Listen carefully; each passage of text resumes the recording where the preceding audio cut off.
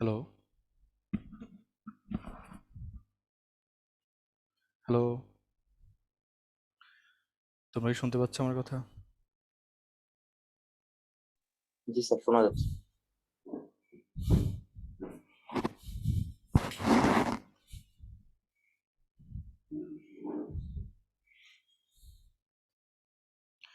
আচ্ছা, পার্টিসিপেন্ট কি আর বাড়বে নাকি এরকমই থাকবে? স্যার বাড়বে স্যার।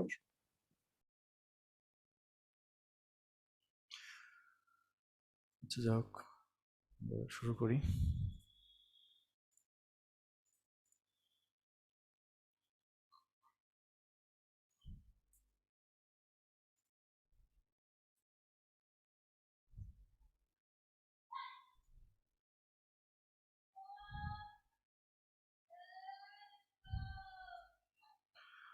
আমরা একদম প্রথম থেকে যদি বলি, আমাদের টু পোর্ট নেটওয়ার্ক আমরা পড়ছিলাম।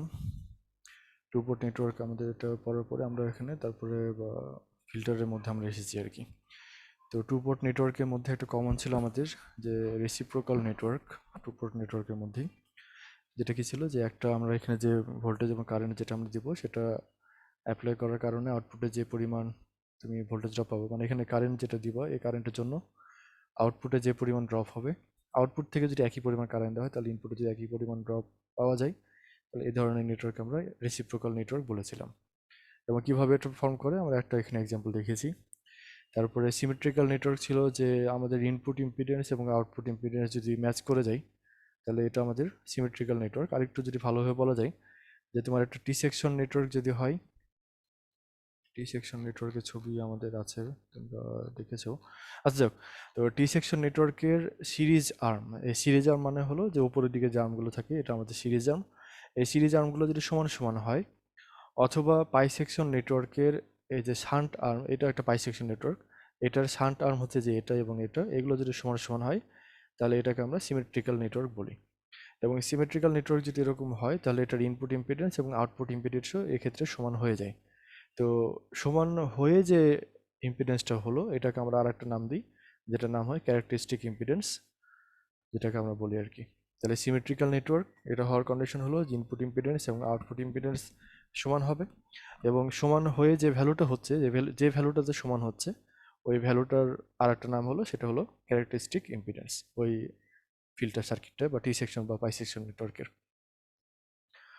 আচ্ছা, লসলেস নেটওয়ার্ক ছিল, যে এটা কোনো ডিসিপেটিভ এলিমেন্ট যদি এখানে না থাকে, নো রেজিস্ট্যান্স যদি এখানে থাকে, তাহলে এটা একটা লসলেস নেটওয়ার্ক হবে, কোনো এখানে লস হবে না আর কি। আর তারপরে ছিল অ্যাটেনুয়েশন। আমাদের আজকের ক্লাসটা বেসিক্যালি আমরা একটু প্রথম থেকে একটু রিভিউ করব।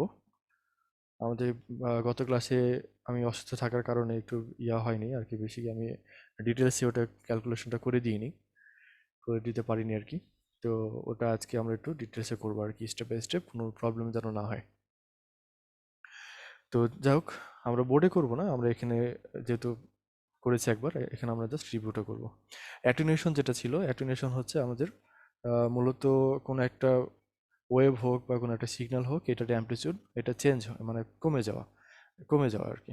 অ্যাম্পলিটিউডটা এখানে পরিবর্তন হয়ে এটা কমে যাওয়া আর কি। তো এটাকে আমরা বলি মূলত অ্যাটেনুয়েশন।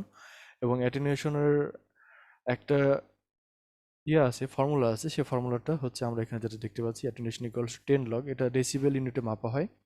আর যেহেতু বেল ইউনিট অনেক বড়, এই কারণে ডেসিবেল ইউনিটে মাপা হয়, এবং এটা এই কারণে 10 ফ্যাক্টরটা সামনে আসছে। 10 log output power divided by input power. এখন এখানে একটা কনফিউশন আছে, সেটা হলো যে কোনো কোনো বই দেখবে এখানে লেখা থাকবে হলো ইনপুট ওপরে আর আউটপুট নিচে, আবার কোনো কোনো জায়গায় লেখা থাকবে হলো আউটপুট ওপরে ইনপুট নিচে। এখন বিষয় যেটা হলো সেটা হচ্ছে যে এই যে ভ্যালুটা, এই ভ্যালুটা সাধারণত একের থেকে মানে তোমার অ্যাটেনুয়েশন, যেটা অ্যাটেনুয়েশনের কথাটা আমরা বলি, অ্যাটেনুয়েশনটা হচ্ছে আমাদের একটা নেগেটিভ কোয়ান্টিটি। এটা আমাদের মানে সবসময় নেগেটিভ কোয়ান্টিটি। এখন তুমি যদি এটাকে তুমি অ্যাটেনুয়েশন বললে এবং বাই ডিফল্ট ধরে রাখলে এটা নেগেটিভ কোয়ান্টিটি, আমরা তাহলে এটাকে পজিটিভ বলতে পারি। সেক্ষেত্রে আমাদের এটা আউটপুট বা ইনপুট, মানে আমাদের এটা আউটপুট বা ইনপুট যদি করো, তাহলে এই ভ্যালুটা হয় একের থেকে ছোট, এবং তখন লগের এই ভ্যালুটা হয় পজিটিভ একটা নাম্বার। এবং তুমি যদি এটাকে রিভার্স করে দাও, উল্টা করে করে দাও, তাহলে এটা হয় একের থেকে একটা বড় কোয়ান্টিটি, এবং তার জন্য এই লগের ভ্যালুটা ওই ম্যাগনিটিউড একই থাকে, তবে এটা সাইনটা চেঞ্জ হয়ে যাবে এবং এটা হয়ে যাবে নেগেটিভ কোয়ান্টিটি। এই প্লাস মাইনাসের একটা ব্যাপার এখানে থাকবে, তাছাড়া আর কোনো প্রবলেম নাই। তাহলে অ্যাটেনুয়েশন আমরা এখানে দুইভাবে ডিফাইন করতে পারি। একটা হলো যে আউটপুট উপরে ইনপুট নিচে এভাবে রেখে, এবং এটা যদি করো তাহলে আউটপুট ওপরে যদি হয়, তাহলে এটা যেহেতু আমাদের ছোট ভ্যালু এটা থেকে, ইনপুটের থেকে, তাহলে এই ভ্যালুটা আমাদের একটা ফ্র্যাকশন হবে এবং এটা একটা পজিটিভ নাম্বার হবে।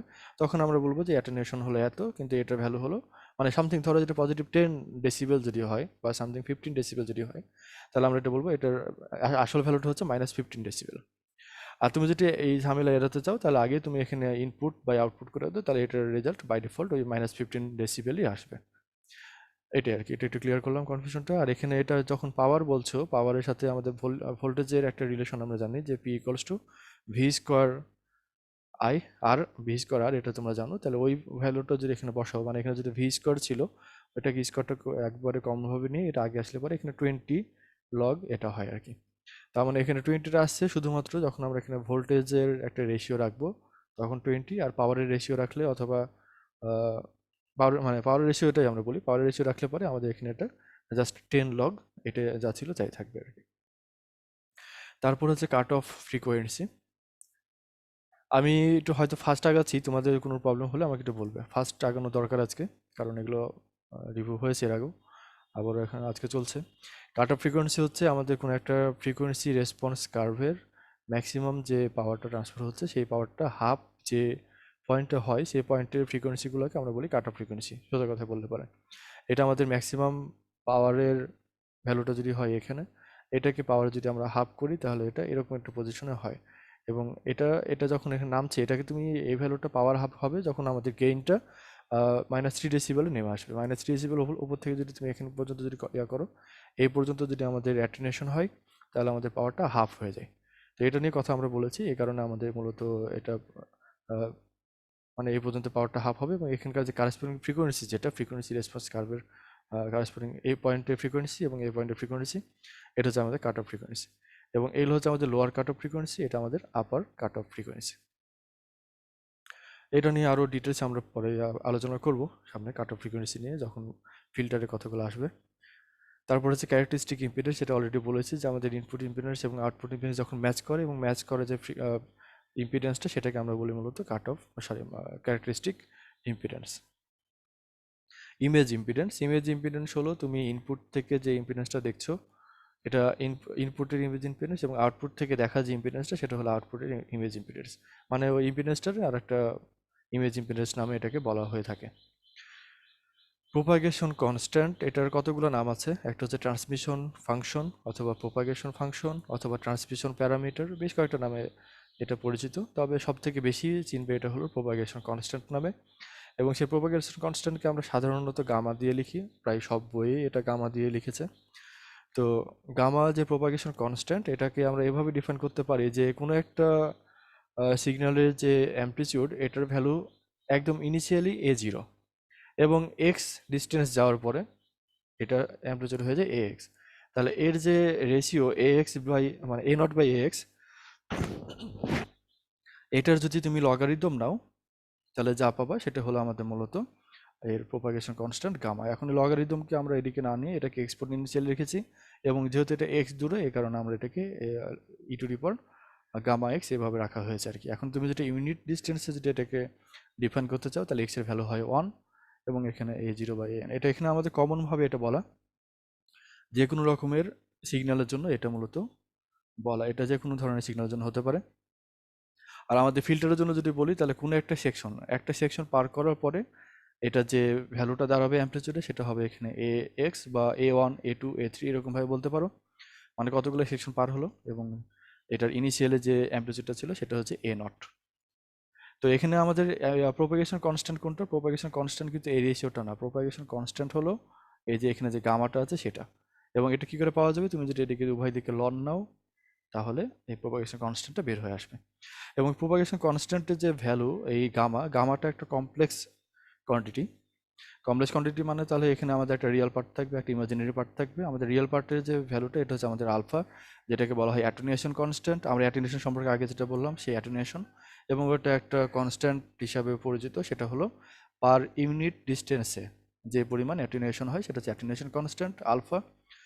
প্লাস যে হচ্ছে আমাদের একটা ইমাজিনারি, তোমার যে √(-1) ইমাজিনারি কোয়ান্টিটি, যেটা I, complex number, imaginary number.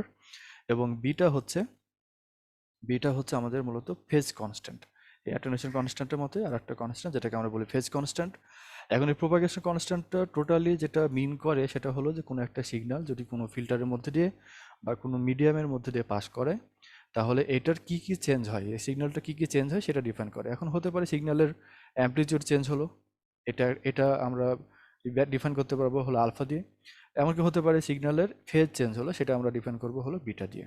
তাহলে এখানে এর মধ্যে দুটোই আছে, প্রোপাগেশন কনস্ট্যান্টের মধ্যে যদি অ্যামপ্লিটিউড চেঞ্জ হয় তাহলে সেটা আসবে হলো এই আলফার টার্মে, আর যদি ফেজ চেঞ্জ হয় তাহলে সেটা বিটার টার্মে। তাহলে আমরা বুঝতে পারছি এটা একটা মূলত অ্যাঙ্গেল, ফেজ অ্যাঙ্গেলের বিষয়টা এখানে আসছে বিটা।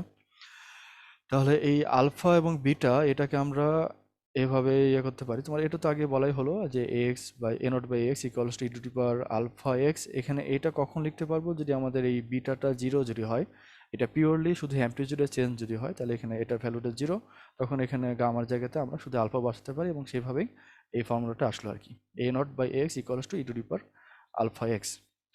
এবং এটা একই কথা এখানে প্রযোজ্য, এটা x দূরে যাওয়ার পরে যে অ্যামপ্লিটিউড হয় সেটা হচ্ছে AX, ইউনিট ডিস্টেন্স যাওয়ার পরে এটা A1 সামথিং এরকম হতো। আর বিটা ফেজ কনস্ট্যান্ট, এটা আমাদের এখানে ওয়েভ নাম্বারের সাথে তোমরা পরিচিত, যে 2π/λ, এটাকে আমরা ওয়েভ নাম্বার কে বা কাপ্পা দিয়ে অনেক সময় বলা হয়, ওটাকে আমরা মূলত এখানে ফেজ কনস্ট্যান্ট বলবো ফিল্টারের এই ক্ষেত্রে আর কি।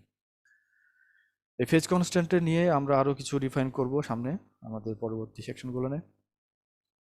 তারপর ফিল্টার সার্কিট, এটা নিয়ে অনেক কথা হয়েছে, এটা না বলি। আমাদের এখানে 4 রকমের, 4 রকমের ফিল্টার আমরা বলি। এটা ফিগারে চলে যায় সরাসরি। এখানে এটা হচ্ছে আমাদের প্রথম টাইপ, যেটাকে আমরা বলি যে low pass filter. Low pass ফিল্টারে আমাদের একটা অংশ থাকবে হলো যে অংশের মধ্যে দিয়ে ফ্রিকোয়েন্সি পাস করতে পারবে, যেটাকে আমরা বলি পাস ব্যান্ড। কোনো একটা ফিল্টারে যে অংশে, মানে যে ব্যান্ডে ফ্রিকোয়েন্সি পাস করতে পারবে, সেই ফ্রিকোয়েন্সির ব্যান্ডটাকে আমরা বলবো পাস ব্যান্ড, যেখানে অ্যাটেনুয়েশন হবে 0, এখানে অ্যাটেনুয়েশন থাকবে না। এই কারণে এটা হচ্ছে আমাদের পাস ব্যান্ড, আমরা এটাকে বলবো। আর একটা থাকবে হলো স্টপ ব্যান্ড, যেখানে অ্যাটেনুয়েশন হবে ম্যাক্সিমাম, এখানে আমাদের কোনো ফ্রিকোয়েন্সি, মানে এই ফ্রিকোয়েন্সি কোনো সিগন্যালই এদিকে ট্রান্সমিট করতে পারবে না। তো এই কারণে এটা স্টপ ব্যান্ড, এবং এখানে অ্যাটেনুয়েশন হবে ম্যাক্সিমাম।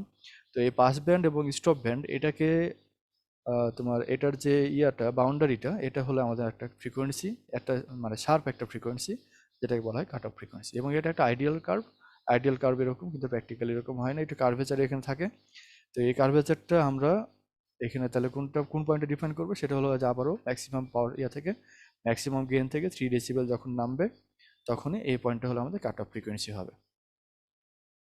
হাই পাস ফিল্টারের জন্য একই কথা, এটা আমাদের স্টপ ব্যান্ড। এই পয়েন্ট, এই ফ্রিকোয়েন্সিগুলো যেহেতু হাই ফ্রিকোয়েন্সি পাস করবে, লো ফ্রিকোয়েন্সিগুলো স্টপ করবে, এই কারণে এটা স্টপ ব্যান্ড, এটা পাস ব্যান্ড। ব্যান্ড পাসের জন্য জাস্ট একটা সার্টেন ব্যান্ড অফ ফ্রিকোয়েন্সি এটা পাস হবে, বাকিগুলো সবগুলোই এখানে অ্যাটেনুয়েটেড হয়ে যাবে। স্টপ ব্যান্ড, এটা স্টপ ব্যান্ড, এবং এটা পাস ব্যান্ড। তাহলে একটা ব্যান্ড পাস ফিল্টারে দুইটা স্টপ ব্যান্ড অবশ্যই থাকবে, এবং একটা পাস ব্যান্ড থাকবে। এবং ব্যান্ড স্টপ ফিল্টারে জাস্ট একটা রেঞ্জ অফ ফ্রিকোয়েন্সিকে স্টপ করবে, বাকিগুলোকে পাস করতে দিবে। তাহলে এখানে আমাদের একটা স্টপ ব্যান্ড থাকবে, দুইটা পাস ব্যান্ড থাকবে ব্যান্ড স্টপ ফিল্টারে। আজকে আমাদের এই এলিমেন্টারি থিওরিগুলো যদি কমপ্লিট হয়ে যায়, আমরা আশা করি সামনের ক্লাস থেকে আমাদের যে ফিল্টারের এগুলো কনস্ট্রাকশনে চলে যেতে পারবো। আমাদের এটা জানার জন্য আমাদের একটা টপিক আমাদের জানা দরকার, যেটা হচ্ছে আমাদের হাইপারবোলিক ফাংশন। যেটা তোমরা যেটা জানো যে স্কেলার, সরি কি বলে এটাকে, সার্কুলার ট্রিগোনোমেট্রিক ফাংশনে তোমরা অভ্যস্ত আর কি সবাই, আমরা এটা বেশি অভ্যস্ত। মানে একটা সার্কেলের রেসপেক্টে ট্রিগোনোমেট্রিক যে ফাংশনগুলো ছিল, সাইন কস ট্যান কট, এগুলোকে আমরা ডিফাইন করতাম। কিন্তু এটাকে আমরা হাইপারবোলার রেসপেক্টেও ডিফাইন করতে পারি।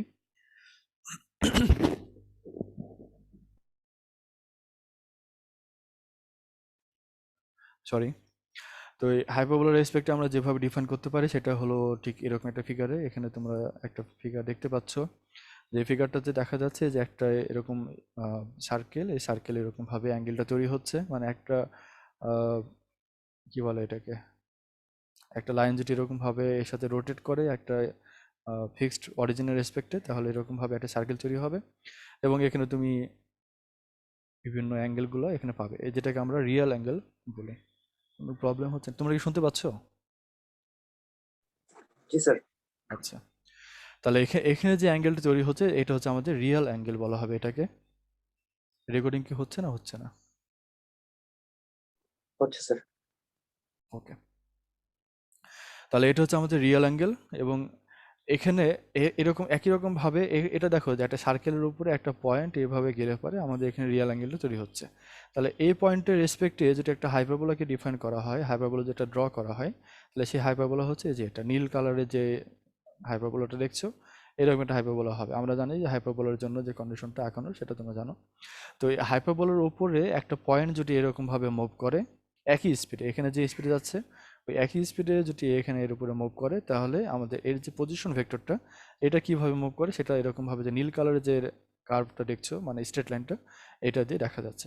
প্রথমে এইটুকু অংশে খুবই দ্রুত অ্যাঙ্গেলটা বাড়ছে, এবং দূরে যত যাচ্ছে তখন অ্যাঙ্গেলটার যে রেট অফ চেঞ্জ এটা খুবই কমে আসছে আর কি, একদম মানে জিরোর কাছাকাছি পৌঁছে যাচ্ছে। কারণ যেহেতু এটা ইনফিনিটির দিকে চলে যাবে, তাহলে এখানে চেঞ্জটাও জিরোর কাছাকাছি পৌঁছে যাবে। এবং এখানে যে অ্যাঙ্গেলটা তৈরি হচ্ছে এই যে নীল কালারের যে রেডিশ ভেক্টরটার জন্য, এটাকে আমরা বলবো হাইপারবোলিক অ্যাঙ্গেল, অথবা এটাকে ইমাজিনারি অ্যাঙ্গেলও, এখানে হ্যাঁ ইমাজিনারি অ্যাঙ্গেলও এখানে কোনো কোনো সময় এটা বলা হয়ে থাকে আর কি, যেটাকে আমরা হাইপারবোলিক অ্যাঙ্গেলে মূলত এটাকে বলবো বেশিরভাগ সময়, যেটাকে কমপ্লেক্স, এইখানে ইমাজিনারি অ্যাঙ্গেল এবং এটা মিলে যেটা আমরা বলি সেটা আবার এখানে কমপ্লেক্স অ্যাঙ্গেল এখানে বলা হয়। তো যাই হোক, এখানে আমাদের একটা হাইপারবোলা এখানে দেখানো হয়েছে এই ফিগারটাই। এই হাইপারবোলাতে খেয়াল করো যে কোনো একটা পয়েন্ট, এই পয়েন্ট যদি আমরা ডিফাইন করতে চাই, তাহলে এখান থেকে তুমি একটা লাইন টানো এবং এটা এরকম ত্রিভুজ ড্র করো, তাহলে এখানে একটা অ্যাঙ্গেল তৈরি হলো, সেটা আমাদের হাইপারবোলিক অ্যাঙ্গেল হলো। এবং এই অ্যাঙ্গেলের রেসপেক্টে আমরা সাইন ফাংশনকে যদি ডিফাইন করি, তাহলে সাইন এইচ ইউ, এই এইচটা বোঝাচ্ছে হলো hyperbolic sine, sine h u, u হচ্ছে আমাদের এখানে মূলত ইয়াটা, এই অ্যাঙ্গেলটা, এটা equals to a by r. A কতখানি, এ হচ্ছে এটা ডিভাইডেড বাই আর হচ্ছে এটা। তাহলে এখানে এটা আমাদের ওই ত্রিভুজের জন্য লম্ব, আর এটা অতিভুজ। আমাদের এমনি যেটা জানে যে লম্ব বা অতিভুজ সমান সাইন থিটা, ওই একই রকম নিয়মও এখানেও, তবে আমাদের এটা মূলত হাইপারবোলার রেসপেক্টে ডিপেন্ড করতে হবে। আগে এরকম পয়েন্টটা ছিল সার্কেলের রেসপেক্টে, এখন এটা হলো হাইপারবোলার রেসপেক্টে, এবং এই কারণে আমাদের এটা সাইন এইচ। তুমি সাইনের কখনো মানে ইয়াটা সাইনের যে ভ্যালু, এটা মাইনাস মানে মিনিমাম দিকে পাওয়া হলো -1, আর ম্যাক্সিমাম দিকে তোমরা +1 দিকে পাও। তবে হাইপারবোলিক সাইনে এর থেকে বেশি পাওয়ারও সম্ভাবনা আছে তুমি, এবং minus sine inverse root over, sorry sine inverse 3, এটা যদি করো তারও তুমি ভ্যালু পাবে আর কি। তো এটা হলো আমাদের সাইন হাইপারবোলিক ফাংশনের কথা। একই রকমভাবে কস হাইপারবোলিক ফাংশন, এটার জন্য আমরা যেটা করি যে ভূমি বাই অতিভুজ, এখানে ভূমি হলো এটার জন্য বি, অতিভুজ হলো আর, তাহলে cos h equals to B by R. একই রকমভাবে ট্যান, যেটা আমরা জানি যে লম্ব বাই ভূমি, তাহলে এটা হলো এ ডিভাইডেড বাই বি, তাহলে tan h u equals to a by b. সবই একই রকম, শুধু এটা হাইপারবোলার রেসপেক্টে ডিফাইন করা হচ্ছে। এবং এটা নিয়ে আমরা এক্সপোনেনশিয়াল ফাংশনের সাথে এই সাইন এইচ ইউকে আমরা রিলেট করতে পারি।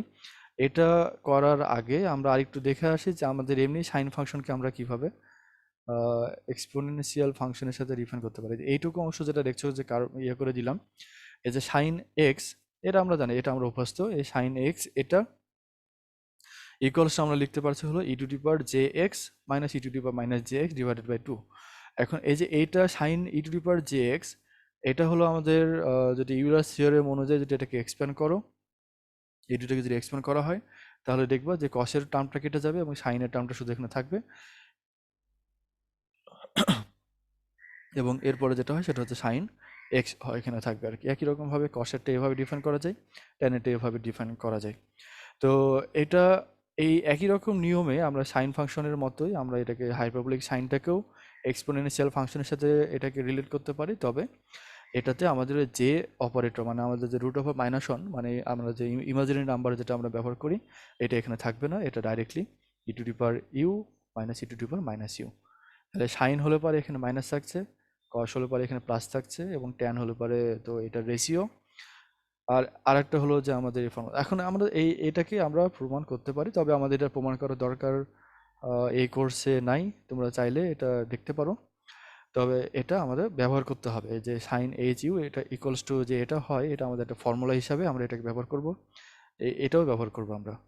এবং cos square H U plus sine square H u equals two one, এখানে আমরা একটু পার্থক্য দেখছি যে আমাদের sine square theta plus cos square theta equals to one বলি, কিন্তু এখানে আমাদের একটা মাইনাস আসছে একটা। তো যাই হোক, এটা আমাদের হাইপারবোলিক সাইনের জন্য এরকম প্রমাণটা হয়। এবং আরও কিছু আমাদের ফর্মুলা এখানে লাগবে। আচ্ছা, তার আগে আমরা একটু বলি যে sine h you cos H U এবং ট্যান এইচ ইউ এটার কার্ভের চেহারাগুলো কেমন হয়। তুমি যদি এরকম একটা কার্ভ, একই কার্ভে যদি সবগুলোকে ফাংশনকে যদি ড্র করো, তাহলে তুমি এরকম একটা সাইনের যে কার্ভটা সেটা হচ্ছে আমাদের যে রেড কালারের যেটা পাবে সেটা হচ্ছে এরকম ধরনের একটা কার্ভ পাবে। কসের কার্ভটা পাবে হলো এরকম সবুজ কালারের যে কার্ভটা রয়েছে এটা হচ্ছে কস এইচ এক্স এর জন্য। আর ট্যান এইচ এক্স এর জন্য তুমি পাবে হলো এই যে ডটের যে একটা এরকম কার্ভ রয়েছে নীল কালারের, এটা হচ্ছে আমাদের ট্যান এইচ এক্স এর জন্য। এবং এটাকেই আমরা যদি সাইন এক্স এবং সাইন এইচ এক্স যদি পাশাপাশি দেখতে চাই, এটা হলো আমাদের সাইন কার্ভ, এবং সাইন এইচ এর কার্ভটা হলো এই যে এটা, এটা হলো আমাদের কসের কার্ভ, এবং সাইন কস এইচ কার্ভের কার্ভটা হচ্ছে ঠিক এরকম, একটু ভিন্ন আর কি কার্ভগুলো। তো এটা একটু তোমরা একটু দেখবে। এবং তারপরে হলো যে আমরা যে বিভিন্ন ভ্যালু যদি এখানে ডিফাইন করি যে ইউ জিরো হলে কেমন হবে আর ইউ ইনফিনিটি হলে কেমন হবে, এই ফাংশনগুলো ইউ যদি জিরো হয় সাইন এইচ ইউ এর ভ্যালু জিরো এবং ইনফিনিটি হলে এটা ইনফিনিটি। কসের জন্য ইউ জিরো হলে এটা ওয়ান, আমরা এখানে দেখছি যে ইউ জিরো হলে এটা ওয়ান এবং ইনফিনিটি হলে এটা ইনফিনিটি, কারণ ইনফিনিটি চলে গেলে এটাও ইনফিনিটিতে চলে যাবে। Tan h u equals two zero, tan h u equals two যদি জিরো হয়, আমরা এখানে দেখছি যে এটা যদি আমরা জিরো নিই তাহলে এই ভ্যালুটা জিরো, এবং এটা যদি ইনফিনিটির দিকে যায় তাহলে এটা ভ্যালু হয় ওয়ান। কারণ হলো এটা যখন ইনফিনিটি যাচ্ছে দেখো এটা একটা সার্টেন এই এইচ ইউ এর পরে এই ভ্যালুটা আর বাড়ছে না, এটা জাস্ট একদম ওয়ানে চলে যাচ্ছে এবং এটা ইনফিনিটি পর্যন্ত ওয়ানই থাকবে। তো এভাবে এটা মূলত হচ্ছে, কিন্তু আমরা এটা একটু দেখব। এবং তারপরে এটা যদি আমরা করি যে অনেক বড় যদি ইউ এর ভ্যালু নিই, ইউটা যদি অনেক বড় হয়, তাহলে দেখো যে এটা আমাদের সাইন কার্ভ আর এটা হচ্ছে আমাদের কস কার্ভ, এই দুইটার ভ্যালু এই যে একদম একটা নির্দিষ্ট দূরত্ব যাওয়ার পরে প্রায় সমান হয়ে গেছে। এখন অনেক দূরে যদি যায় এইচ এর ভ্যালু ইউ এর ভ্যালু যদি অনেক বড় হয়, তাহলে এটা একদমই সমান হয়ে যাবে আমরা বলতে পারি। তাহলে আমরা যদি বলি যে ইউ যদি অনেক বড় হয় তাহলে সাইন এইচ ইউ এবং কস এইচ ইউ এই দুইটা সমান, এটা একটা কন্ডিশন। তারপরে হলো যে আমাদের ইউটা যদি ইমাজিনারি কোয়ান্টিটি যদি হয়, ইউ যদি ইমাজিনারি হয় তাহলে এটাকে আমরা আরেকটা ফাংশন দিয়ে ডিফাইন করি যে ইউ ইকুয়ালস টু জে ডাব্লিউ, যে আমাদের ইমাজিনারি নাম্বার, ডাব্লিউ আমাদের একটা এর সাথে করেছি জাস্ট ইমাজিনারি নাম্বার হিসাবে।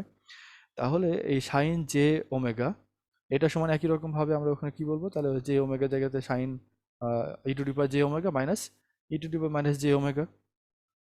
এবং এটাকে তুমি যদি আবারও ওই যে ইউলার থিওরেম যদি এক্সপ্লেন করো, তাহলে এখানে যেটা পাবে সেটা হচ্ছে জে সাইন এইচ ওমেগা। তাহলে আমরা ফাইনালি যেটা বলতে পারি যে সাইন এইচ জে ওমেগা যদি কোনো জায়গায় থাকে, আমরা এটাকে directly j sine h omega লিখে দিতে পারবো। তারপরে কথা হলো যে কস এইচ জে ওমেগা যদি থাকে একই রকম নিয়মে আমরা এটাকে জাস্ট এখানে আমাদের যে ইয়াটা থাকবে না, যে অপারেটর সমন্বিত যে টার্মগুলো ছিল এটা মানে এখানে মাইনাস হয়ে যাবে, ক্যান্সেলড আউট হয়ে যাবে, এবং এখানে জাস্ট পজিটিভ মানে তোমার রিয়েল ভ্যালুগুলো এখানে থাকবে। তাহলে এখানে cos h j omega equals to cos h omega, এটাই শুধু এখানে থাকবে। তাহলে এটা দেখছো এখানে একটা পিওরলি এটা একটা রিয়েল নাম্বার হয়ে যাচ্ছে।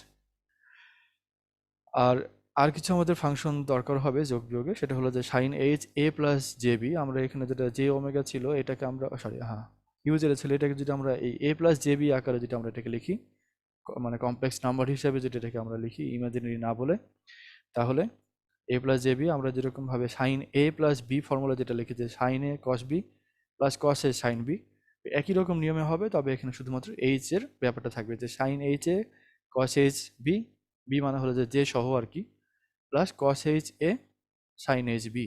এবং এখানে আমরা যে ওই যে ইমাজিনারি নাম্বারের জন্য যেটুকু আমরা ফর্মুলা একটু আগে বললাম, এটা যদি আমরা এখানে আবার অ্যাপ্লাই করি, sine h a cos j b জায়গাতে এখানে জাস্ট কস বি থাকবে। আর এখানে দেখো, এখানে কিন্তু আমরা ও সরি, এখানে কস এইচ চলে আসছে, এটা এইচ না, কস জে বি, সরি। এটা কিন্তু আমাদের এখানে আর এটা হাইপারবোলিক কস কিন্তু এখানে থাকবে না, এটা স্যার আমাদের উপরেরটাও মনে হয় এইচ হবে না স্যার, তাই তো বলতেছি স্যার। এটা মানে হ্যাঁ এটা এইচটা কি এখানে এইচটা থাকবে, সরি, হ্যাঁ সরি, ঠিক আছে, থ্যাংক ইউ। তাহলে এখানে এই এজটা এখানে থাকবে না, এবং তারপরে তুমি যদি এটাকে ভ্যালুগুলো যদি বসাও, তাহলে জাস্ট এরকম একটা নাম্বার এখানে এরকম একটা ইকুয়েশন চলে আসবে আর কি। তাহলে হাইপারবোলিক সাইন এবং এটা আমাদের এমনি সার্কুলার সাইনের মধ্যে রিলেশন বলতে পারো এরকমভাবে। তারপরে কস এইচ, কসের জন্য যদি একই রকমভাবে বলা হয় তাহলে কস এ প্লাস বি। এখানে আমরা একটু পার্থক্য দেখবো, যে এখানে যদি প্লাস থাকে তাহলে আমাদের ওই ফর্মুলার এখানে মাইনাস ছিল, এই জায়গাতে এটা প্লাস থাকবে, বাকিটা একই রকমই আছে আর কি।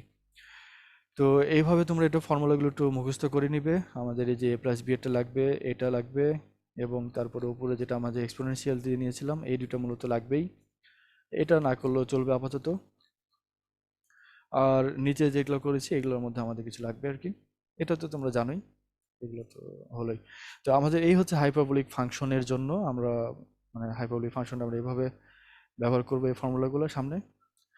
এখন আমাদের এই স্যার ফিল্টারের, হ্যাঁ বলো, কি স্যার এই বলবো? হাইপারবোলিক ফাংশন আমরা স্পেসিফিক ভাবে কেন পড়তেছি স্যার, মানে কি কাজে লাগবে আসলে আমাদের এটা? হাইপারবোলিক ফাংশনটা আমাদের যেখানে মানে এরকম ওয়েভ প্রোপাগেশনের যে ব্যাপারগুলো আছে, ওয়েভ ফিল্টারের যে থিওরি, এখানে আমরা এই হাইপারবোলিক ফাংশনটা ব্যবহার করব আর কি। স্যার আমরা তো আ- বৃত্তীয় দিয়েও করতে পারি, মানে এর আগে যেটা আমরা শিখছি বৃত্তীয় পদ্ধতিতে স্যার, তাহলে এটা হ্যাঁ, না আমরা বৃত্তীয় আমাদের এখানে এটা সাহায্য, মানে এখানে যখন ক্যালকুলেশনগুলো করবে ওই সময় দেখবে যে আমাদের ফাংশনগুলো এমন একটা টার্মে চলে আসছে যে আমরা বেশিরভাগ পাবো, যেটা সেটা হলো যে এরকম ধরনের ইকুয়েশন চলে আসবে আর কি। এখন এটাকে তুমি সাইন ফাংশন, মানে এই সার্কুলার সাইন ফাংশন, কস ফাংশন এরকম দিয়ে এটাকে মানে প্রকাশ করতে পারবে না। এই সময় আমাদের যেটা দরকার হলো, এটাকে আমরা যদি সংক্ষিপ্ত করতে চাই, আমাদের হাইপারবোলিক ফাংশনটা দরকার হবে। বুঝছো, আমাদের এরকম জি ফিল্টারের স্যার বুঝতে ইকুয়েশনের পারছি। মধ্যে এরকম টাইপের ইকুয়েশন আমরা কোনো সময় পেয়ে যাব। আজকেই পেয়ে যাবে, তোমরা আগেও পেয়েছো আর কি, এটা আমরা করেছি অলরেডি। তো সেই ক্ষেত্রে আমাদের এটা দরকার। আচ্ছা, তাহলে আমরা এই হাইপারবোলিক ফাংশনটা স্যার হলো, হ্যাঁ কি এই যে বলছো? Ten x equal to sir উপরে যে নিউমারেটর আছে আর নিচে যে ডেনোমিনেটর আছে, নিচে নিচে স্যার নিচে একটু, হ্যাঁ টেন টেন এক্স এক্স হ্যাঁ 10x। নিচে নিচে স্যার যেটা কি হবে স্যার? যে এখানে থাকার কথা, আমি এটা যে দেখেছি, তুমি এটা ক্যালকুলেশন করে দেখো, যদি না থাকে স্যার, আমাকে একটু বলো আর দেখেন কি, আমি এটা উপরে আর ক্যালকুলেশন নিচে করে দেখিনি। হ্যাঁ কস, এখানে কসের আর সাইনেরটা, সাইন কস ভাগ দিলে তো স্যার যে থাকে না স্যার, তাই বলতেছিলাম আর কি। আসলে তো যে থাকে না। আচ্ছা আমি এটা দেখবো, তারপরও আমি এটা দেখবো যে এখানে যে কেন ছিল, আমি এটা যে আমি দেখেছি এটা, কিন্তু উপরে এটা ভাগ করে আমি খেয়াল করিনি, কিন্তু আমি এখানে একটা যে দেখেছিলাম বলে এটাকে রেখেছি। আমি এটা একটু চেক করে আমি তোমাদেরকে এটা আমি নোটটা দিব আর কি। ঠিক আছে, আমি এটা কালার করে রাখলাম।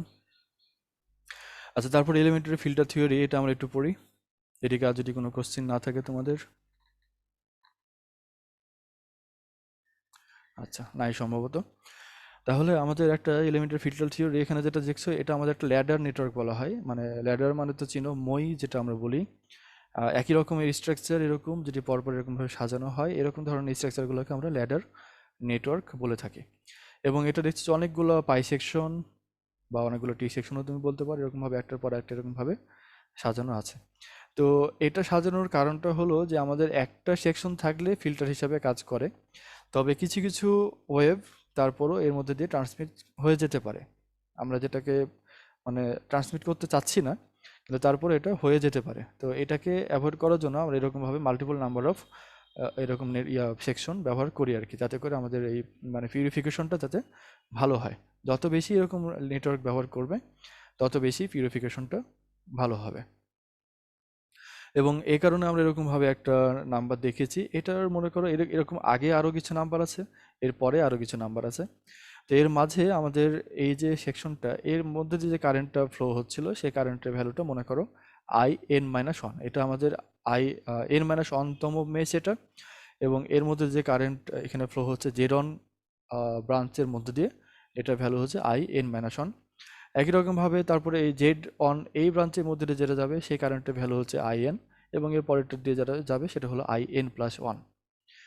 তাহলে এখানে এইদিকে কারেন্ট যেটা যাবে সেটা বুঝতে পারছো যে এখানে IN মাইনাস 1 মাইনাস IN, আবার এই ব্রাঞ্চের মধ্যে দিয়ে যেটা যাবে সেটা হলো এটাতে যেটা আসছিল IN মাইনাস যেটা চলে যাচ্ছে IN প্লাস 1। তাহলে এর মধ্যে দিয়ে IN minus IN minus 1 sorry N plus 1 এই পরিমাণ কারেন্ট এর মধ্যে দিয়ে ফ্লো হবে। তো আমরা যেটা করব সেটা হলো যে এর মধ্যে আমরা যে কারশফস ল যেটা আমরা জানি কেভিএল, সেই কেভিএলটা আমরা এখানে অ্যাপ্লাই করব। সবপ্রথমে সেন্ট্রাল মেশ যেটা, এই সেন্ট্রাল সেকশনে আমরা যদি এটাকে অ্যাপ্লাই করি তাহলে এখানে জেড অনের মধ্যে কারেন্ট ফ্লো হচ্ছে IN, তাহলে এখানে জেড অন IN, তারপরে এর মধ্যে দিয়ে কারেন্ট যেটা যাচ্ছিল সেটা IN মাইনাস IN প্লাস 1, এইখানে যেটা যে IN মাইনাস IN প্লাস 1, এবং এটা আমাদের যেহেতু এটা এই ব্রাঞ্চের হলো Z2, তাহলে এখানে Z2 রেখেছি। তারপরে মাইনাস মানে এটা যেহেতু উল্টা দিক থেকে কারেন্টটা আসবে এখানে, তাহলে এটা হলো Z2 into IN minus 1 minus IN, যেটা এখানে করা আছে আর কি। তোমরা এখানে কেভিএল অ্যাপ্লাই করবে এবং এটাকে রিঅ্যারেঞ্জ করলে পরে আমরা জাস্ট এরপরে এটা পেয়ে যাই। রিঅ্যারেঞ্জ তো আশা করি বলা লাগবে না। এখন আমরা দেখো যে এখানে যে এই আইএনটা এখানে যেটা যাচ্ছিল এই ব্রাঞ্চে, সরি IN মাইনাস 1 যেটা এখানে যাচ্ছিল, এরপরে এখানে এটা হয়ে গেলো যে IN, এরপরে হয়ে গেল IN প্লাস 1। এখন জেনারেটর যদি এরকম কোনো একটা অংশে যদি জেনারেটর থাকে তাহলে এখানে যে কোনো একটা অংশে তুমি যখন পার করবে প্রতি সেকশন পার করার পরে আমাদের এই আয়ের ভ্যালুটা কমবে। আবারও বলছি, আমাদের জেনারেটর যদি এদিকে থাকে এবং এর মাঝে কোনো জেনারেটর মানে এই অংশে যদি জেনারেটর না থাকে তাহলে প্রতি একটা সেকশন পার করলেই আমাদের কারেন্ট একটা সার্টেন নাম্বার অফ অ্যামাউন্ট দিয়ে এটা মডিফাইড হয়ে যাবে, মানে কমবে আর কি এটা কারেন্টের ভ্যালুটা। তো এটা যদি সিমেট্রিক্যাল হয় তাহলে এই সেকশনে যতখানি কমলো তারপরে এই সেকশনটা ততখানি কমবে, তারপরে এই সেকশনটা ততখানি কমবে, এইভাবে চলতে থাকবে। তোমরা কি আমার কার্সরটা দেখতে পাচ্ছ যেটা আমরা এরকম মুভ করাচ্ছি? জি স্যার, দেখতে পাচ্ছি। আচ্ছা, স্যার হ্যাঁ বলো। আপনি যে সিমেট্রিক্যাল কথা বলেন সেটা কি, ওই যে সিমেট্রিক্যাল উপরে যেটা বললাম সিমেট্রিক্যাল ফিল্ড হ্যাঁ, সেটার একই কথা? একই একই একই এখানে দেখো যে শান্ট আর্ম যেটা, এই যে উপরে যে আর্মগুলো হয় এগুলো হচ্ছে সিরিজ আর্ম, এখানে দেখো সবগুলো সিরিজ আর্ম সমান সমান, সবগুলো শান্ট আর্ম সমান সমান, তাহলে এই নেটওয়ার্কটা সিমেট্রিক্যাল নেটওয়ার্ক। জি স্যার। আচ্ছা, তাহলে আমরা এখানে যেটা করব, এখানে যে কারেন্টের ভ্যালুটা, এই কারেন্টের ভ্যালু থেকে এই কারেন্টের ভ্যালুটা কম হবে, একটা নির্দিষ্ট নাম্বার কম হবে এখানে। তাহলে আমরা যে কাজটা করবো সেটা হলো যে IN প্লাস 1, এটা কোনটা? IN প্লাস 1 হলো যে এটা, সরি এটা দিয়ে আমরা বলি সব প্রথমে। IN মাইনাস 1 এটা হচ্ছে এই এখানকার যে কারেন্ট, এটা হলো এই কারেন্টের থেকে কম, কতখানি কম? এটা হলো এর A গুণ কম। তাহলে A দিয়ে এটা করা হলো, মডিফাই করা হলো যে A গুণ এটা কম হবে আর কি, A দিয়ে মাল্টিপ্লাই করার পরে যা পাবে সেটা AN এর সমান হবে আর কি। তাহলে এটা হলো আমাদের, বুঝতে পারছো যে এটা একটা একের থেকে ছোট নাম্বার, কারণ আমাদের যে IN মাইনাস 1টা বড়, এই কারেন্টটা এর থেকে ছোট কারেন্টের সমান করছে, তাহলে এটা হচ্ছে আমাদের একটা ছোট একটা নাম্বার যেটাকে আমরা বলি অ্যাটেনুয়েশন কনস্ট্যান্ট। তো এটা আমাদের একটা সেকশনের জন্য অ্যাটেনুয়েশন কনস্ট্যান্ট, এবং এটাকে আমরা যদি এরপরে একই রকমভাবে এই 2 এর সাথে মানে সেকেন্ড সরি হ্যাঁ এই ব্রাঞ্চে এই সেকশনের কারেন্টের সাথে যদি রিলেট করতে চাই তাহলে IN plus 1 equals to A into IN। বুঝতে পারছো, মানে আমাদের যে কোনো একটা স্টেপের কারেন্ট এটা তার আগের স্টেপের কারেন্টের মানে A গুণের সমান হবে আর কি। তাহলে এই IN এর যে ভ্যালু এটা তো আমরা এখানে অলরেডি লিখলামই আর কি, যে IN equals to A into IN minus 1, এই ভ্যালুটা যদি এখানে বসিয়ে দাও তাহলে A square into IN minus 1 এটা থাকবে, তাহলে IN plus 1 equals to A square into IN minus 1 এটা থাকছে।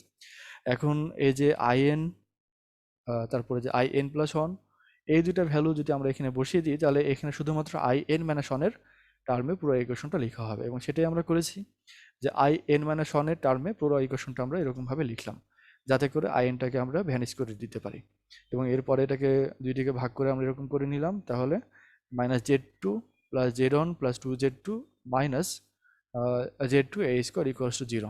তাহলে এখানে বুঝতে পারছো যে এটা আমাদের একটা ইকুয়েশন হলো, আমাদের বাইনোমিয়াল একটা ইকুয়েশন।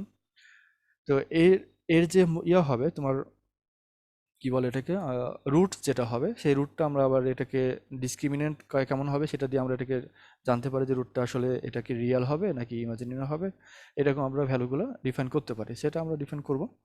এবং এটা যে ডিসক্রিমিনেন্ট, এই ডিসক্রিমিনেন্টটা যদি তুমি এখানে বের করো তাহলে আমরা জানি যে D equals to B square minus 4AC। তো এখানে আমাদের এটা সম্পূর্ণটা মিলে হলো মাইনাস সহ আর কি, এটা সম্পূর্ণটা মিলে হলো B, এবং এখানে C এর ভ্যালুটা 1, এই ভ্যালুগুলো যদি এখানে বসাও তাহলে B square minus 4 into 1 into 1, তাহলে এখানে এটা হচ্ছে আমাদের ডিসক্রিমিন্যান্ট এখানে হচ্ছে, যেটাকে আমরা বাংলায় নিশ্চয়ক বলে থাকি, তোমরা জানো। তাহলে এটা সমান, এটাকে যদি ক্যালকুলেশন করো তাহলে এই পর্যন্ত এটা আসবে আর কি। তো যাই হোক, এই ডিসক্রিমিন্যান্টটা যদি আমরা এখন এই 1-এর থেকে বড় হয়, সরি 0 থেকে যদি বড় হয় তাহলে এটা রিয়েল হবে এবং দুইটা রুট তুমি পাবে আর কি, দুইটা রুট রিয়েল পাবে। 0 হলে পরে এটা রিয়েল হবে এবং দুইটা রুটই সমান হবে। তার মানে এখানে আলটিমেটলি তুমি দুইটাকে আমরা সমান বলতে পারবো, মানে একটা রিয়েল রুট এখানে যেটা বলছে আর কি, আসলে দুইটা রুটই এখানে সমান এবং তারা রিয়েল। 0 যেহেতু আমাদের রিয়েল নাম্বার এবং 0 থেকে ছোট হলে পরে সেটা আমাদের কমপ্লেক্স রুট এবং সেটা আমাদের দুইটাই কমপ্লেক্স রুট এখানে তুমি পাবে আর কি। এখন যাই হোক, আমরা এই এ যে ভ্যালুটা, এটা আমরা এখন কতগুলো কন্ডিশন আমরা বলতে পারি। সে হলো যে এ যদি আমাদের রিয়েল হয় এবং যদি পজিটিভ হয়, এটা আমাদের একটা অ্যাটেনুয়েশন কনস্ট্যান্ট, এটা রিয়েল হবে এবং সাথে এটা পজিটিভ একটা নাম্বার হবে। তাহলে পজিটিভ নাম্বার যদি হয় তাহলে এখানে অ্যাটেনুয়েশন হয়েছে, এবং অ্যাটেনুয়েশন যদি হয়ে থাকে তাহলে এটাকে আমরা একটা নাম্বার দিয়ে এটাকে লিখতে পারি হলো যে a equals to e⁻⁻a alpha. এখন এটা অ্যাটেনুয়েশন কনস্ট্যান্ট, ওপরে যেটা আলফা লিখেছি সেটাও অ্যাটেনুয়েশন কনস্ট্যান্ট, কিন্তু এটা হচ্ছে আমাদের টোটাল মিলে অ্যাটেনুয়েশন কনস্ট্যান্ট, আর এটা এই আলফাটা হচ্ছে পার সেকশনে অ্যাটেনুয়েশন কনস্ট্যান্ট। এভাবে এটাকে ডিফাইন করা হলো। পার স্টেপে অ্যাটেনুয়েশন কনস্ট্যান্ট কত, সেটা হলো যে a⁻⁻α। তো এইভাবে আমরা যদি এখন এর যে ভ্যালুটা, এটা যদি আমরা এখন যে আমাদের যে 2 নম্বর ইকুয়েশন যেটা আমরা এখানে ডিফাইন করেছিলাম, এই ইকুয়েশনে যদি আমরা এটাকে বসিয়ে দিই এর ভ্যালুটা a⁻⁻α, তাহলে এরকম একটা ইকুয়েশন তুমি পাবে। এবং এখান থেকে যদি আমরা আলফাকে, সরি e⁻⁻α, এটাকে যদি তুমি একটু এই এক্সপোনেনশিয়ালগুলোকে একদিকে নাও, সবগুলোকে ডানে পাঠিয়ে দিয়ে, তাহলে এটাকে সব প্রথমে ডানে নিয়ে যাও, তারপরে এটাকে ডিভাইড করে দাও, তাহলে আমরা 2e⁻⁻α এটা আমরা পাচ্ছি 2, এবং এই যে a2 এবং এখানে e⁻⁻α, এবং এটা দিয়ে যদি ভাগ করো তাহলে এটার ভ্যালুটা হয় তোমার এটার উপরে উঠে গেলে পরে এখানে e⁻⁻α থাকে, আর এখানে 1/e⁻⁻α উপরে যেটা e⁻+α হয়ে যায়। এবং এটা দেখো আমাদের এখন মিল কার সাথে, এটা মিলছে হলো যে উপরে যে সাইন এইচ ফাংশন আমরা যেটা ডিফাইন করে আসলাম একটু আগে, এই যে এটার সাথে এটা মিলছে, e⁻u plus e⁻−u equals to cos hু। তাহলে এর সাথে মিলছে, আমরা এটাকে জাস্ট cos hু বলে দিতে পারি এখন, সেটাই আমরা করেছি। তাহলে এখানে cos h, ইউ এর জায়গায় এখানে কি আছে, আলফা আছে, তাহলে এখানে cos h alpha equals to 1 plus এটা। এখন এই যে আমরা যেটা ডিফাইন করলাম, মানে এটা যে আমাদের এ পর্যন্ত বের হলো, এটা আমাদের পরবর্তীতে ফিল্টারে লাগবে, যে cos h আলফা, যেটা কিনা আমাদের এটা attenuation constant per section equals to 1 plus z1/2z2। এখন z1 z2 কোনটা, আমাদের আগের ফিগারটা খেয়াল করতে হবে, z1 হচ্ছে সিরিজ টার্ম আর z2 হচ্ছে শান্ট টার্ম। তাহলে আমাদের যে কোনো সময় আমরা যদি বলি যে একটা ফিল্টারের যে অ্যাটেনুয়েশন কনস্ট্যান্টের হাইপারবোলিক কস ফাংশন, এটা সমান কত হবে, 1 প্লাস z1/2z2, এটা আমরা লিখতে পারবো। আচ্ছা, এটা হলো।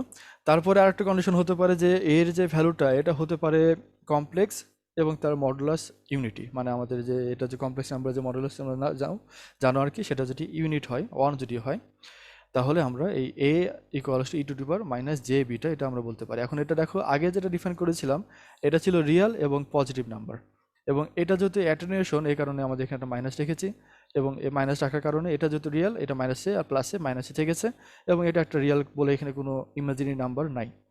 কিন্তু এখন যেটা বলেছি, এখনকার কন্ডিশন হলো এটা একটা কমপ্লেক্স নাম্বার, কমপ্লেক্স নাম্বারের জন্য এখানে একটা জে থাকবে, এবং এটা আমাদের ইউনিটি মডুলাস। যাই হোক, এটা নিয়ে আমরা এখানে আর কিছু বলিনি, এখানে আমাদের একটা নতুন আর একটা অ্যাটেনুয়েশন কনস্ট্যান্ট বললাম, যেটা কিনা বিটা এই সেকশনের জন্য।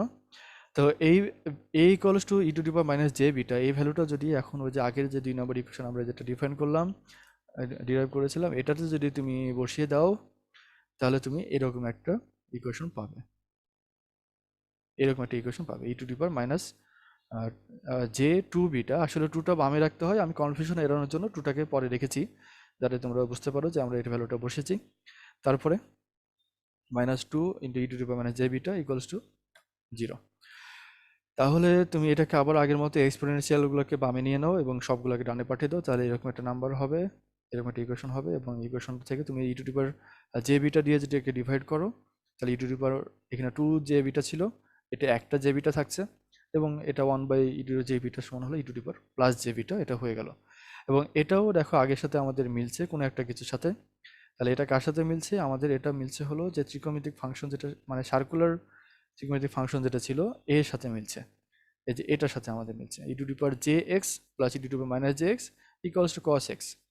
তো এই ভ্যালুটার সাথে মানে এই ফর্মুলার সাথে আমরা মিলিয়ে এটাকে আমরা বললাম তাহলে এটা কস ফাংশন এবং এটা কস বিটা, তাহলে এটা সার্কুলার ফাংশনের মধ্যে পড়লো। এবং এটা ইকুয়ালস টু হলো 1 plus z one divide by 2z2। তাহলে এটা কখন হবে, যদি আমাদের এটা কমপ্লেক্স নাম্বার হয় এবং এটা মডুলাস যদি হয় ইউনিটি, তাহলে সেক্ষেত্রে এটা হবে আর কি। আর একটা কন্ডিশন আমরা পড়বো, এর ভ্যালুটা হতে পারে রিয়াল এবং হতে পারে নেগেটিভ। তাহলে আমরা রিয়ালের পজিটিভ করেছি, রিয়ালের নেগেটিভ করলাম। এখন আর একটা যেটা করেছি মাঝে সেটা হলো যে কমপ্লেক্স।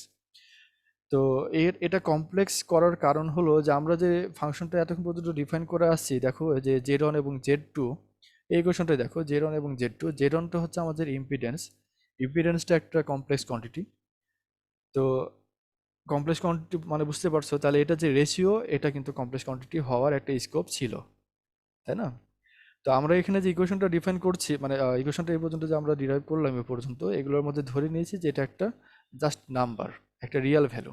তাহলে এটা রিয়েল ভ্যালু কখন হবে, যদি ওপরেরটাও কমপ্লেক্স হয় নিচেরটাও যদি কমপ্লেক্স হয় তাহলে এটা রিয়েল হবে, তাছাড়া এটা হবে না। তাহলে এটা আমাদের পুরোপুরি মানে জেড ওয়ান এবং জেড টু এটা আমাদের অবশ্যই পুরোপুরি রিঅ্যাক্টিভ এলিমেন্ট হতে হবে। মানে এটা হয় দুইটাই ক্যাপাসিটেন্স, দুইটাই তোমার সরি দুইটাই ক্যাপাসিটেন্স এবং ইন্ডাকটেন্স থাকবে, অথবা দুইটাতে শুধুমাত্র রেজিস্টিভ এলিমেন্ট থাকবে। তো রেজিস্টিভ এলিমেন্ট দিয়ে তার হয় না, এটা আমাদের শুধুমাত্র ক্যাপাসিটিভ বা তোমার তোমার যে কী বলে এটাকে ইন্ডাকটিভ এলিমেন্ট দিয়ে মূলত এটা করা হবে। এবং দুইটাই আমাদের যদি রিঅ্যাক্টিভ হয় তাহলে সেক্ষেত্রে উপরে উপরে এটা কেটে যাবে এবং আমাদের এটা মূলত রিয়েল নাম্বার এখানে পাবো আমরা। তাহলে এই যে ভ্যালুটা এখানে এ ছাড়া বাকি সবই এখানে রিয়েল।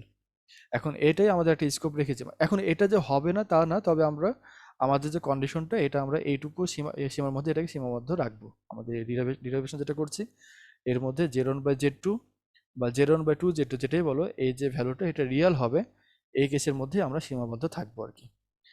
তো এইভাবে আমরা এটা বলতে পারছি। তাছাড়া যদি এটা সীমাবদ্ধ না থাকতাম তাহলে এটার কন্ডিশন আরও একটু জটিল হতো, আমরা আরও অন্যান্যভাবে এটা ডিফাইন করতে হতো আর কি সেক্ষেত্রে। তাহলে এখন এই যে রিয়াল যদি হয় এবং এটা যদি নেগেটিভ যদি হয় তাহলে আমরা এটাকে কি করব, এটা আমাদের প্রথম কথা হলো যে এটা হচ্ছে আমাদের একটা রিয়াল নাম্বার, তাহলে এটা রিয়াল নাম্বার এখানে থাকলো। এবং নেগেটিভের জন্য আমরা এখানে একটা মাইনাস টার্ম উপরে রাখলাম এই সাইডে। এখন এটাকে যদি আমরা বসিয়ে দিই আমাদের 2 নম্বর ইকুয়েশন যেটা আমরা করছিলাম সেখানে, তাহলে এরকম একটা ভ্যালু তুমি পাবে। এখানে মাইনাসের জন্য আমাদের এই ভ্যালুটা এই সাইনটা এখানে প্লাস হয়ে গেছে।